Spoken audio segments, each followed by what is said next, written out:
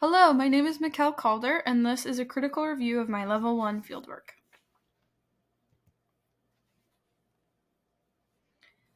I was placed at a pre-vocational day program that focuses on promoting the growth of independence for people with autism post-high school.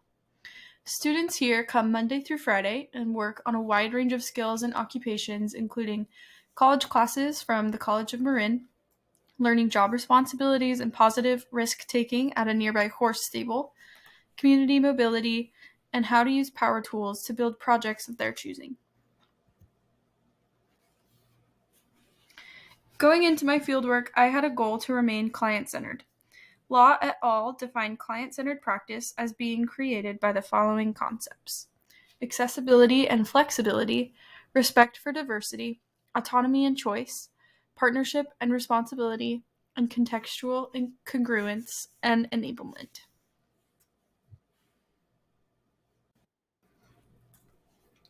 Cook et al. Discussed two models and a dilemma that OT practitioners frequently encounter. The models are the medical model, which focuses on treatment of the disease first, medical illness, disease, or diagnostic model, and the psychosocial model, which focuses on the person first. Theories highlight the role of the events and circumstances of people's lives. Authors note that behaviors and experiences, no matter how bizarre or disturbing, are thought of as understandable and meaningful responses to an event or circumstance. Since the medical model is most common, there can be a clash of theories, ideas, and intentions. People respond with conflict, collusion, or compromise. Authors provide the following strategies for remaining client-centered while navigating between the medical and psychosocial models.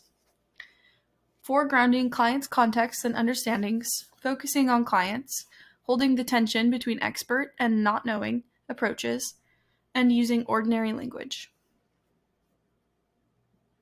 Is a student who attends this day program. His special interests include numbers, letters, and music. He's working on engaging in reciprocal conversation. He is a student, son, and friend. During his time at this program, he completes college classes and is working on independently navigating the public bus system. He is persistent, determined, and intelligent. Early on in my fieldwork experience, we went on an excursion to Musée Mécanique, an interactive museum where you can play vintage arcade games. We happened to arrive 10 minutes before the museum opened for the day, so I spent the time chatting with some of the students. One in particular was very interested in chatting at me. He listed every number from 0 to 100 in Spanish out loud for me.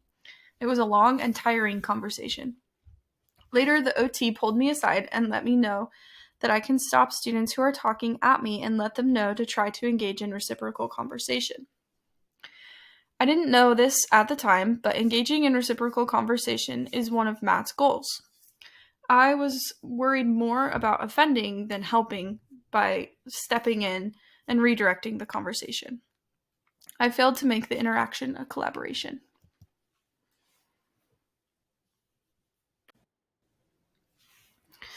In this instance, I could have been more client-centered in the following ways. By focusing on the client, I failed to make the interaction a collaboration.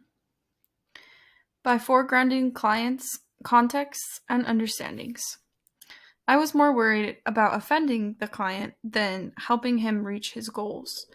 I didn't take the time to understand his goals or understand that this was something that he wanted to work towards. Holding the tension between expert and not knowing. I didn't trust my instinct to intervene. I fell completely on the side of not knowing. And by using ordinary language. I wasn't familiar with the language or phrases that would have helped the situation. Because this was a goal that Matt had already been working towards, there are phrases that I could have said that would have helped him remember that goal.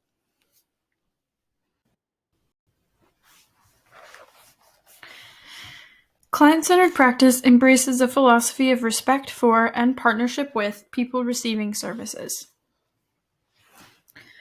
It also recognizes the autonomy of individuals and the need for client choice in making decisions about their own care. In this instance, I did not include the individual in decisions about his own care. Possible interventions that I could have done was to take the time to ask the client about their goals. I could also have used phrases and language that the client was already familiar with to guide discussion. Looking ahead to future practice, I want to make a goal to trust my own instincts and step in when necessary. Even if it's not perfect, I can trust that my knowledge and partnership with my client will help get them closer to their goals. I also want to make every interaction a collaboration. Unless I include myself as part of that puzzle, the client is on their own, and seeing a professional will be of no help.